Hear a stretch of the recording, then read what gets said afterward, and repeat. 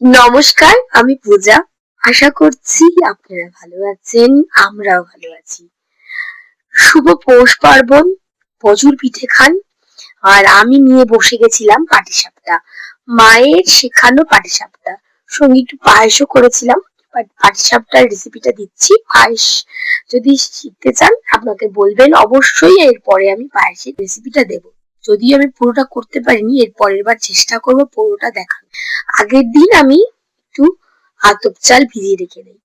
পরের দিন সেই আতপ চাল থেকে 2 চামচ আতপ চাল একটাতে, আর সঙ্গে 2 কাপ ময়দা আর দুধটা পরিমাণ মতন। প্রথমে আমি গাঢ় কনসিস্টেন্সি নিলেও পরে একটু পাতলা করে দিয়েছিলাম, কারণ যত পাতলা হয় তত দেখতে খেতে ভালো লাগে।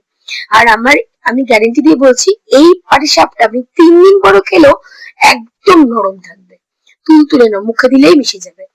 আর দুধ দিয়ে যেহেতু করা হয়, খেতেও সুস্বাদু।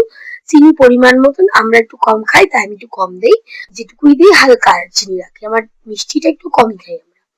আপনারা চাইলে ইচ্ছে মতন মিষ্টি দিয়ে নিতে পারেন, সেই জন্য মিষ্টির আমি আর পরিমাণ বললাম না।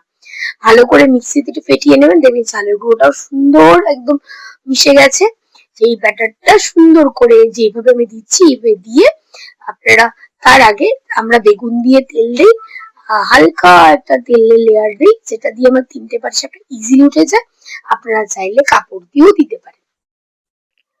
তারপর যেভাবে করছি প্রসিডিউরটা দেখে নিন। এইরকম ভাবেই সুন্দর করে পুরোটা ঘুরিয়ে নেবেন, যাতে একটা পাতলা লেয়ার তৈরি হয়।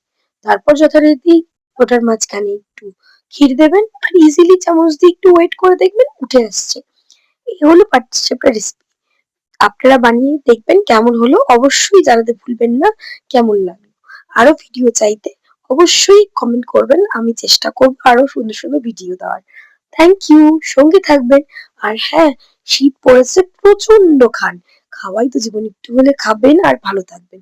খাওয়া থেকেই মন ভালো থাকে জানেন।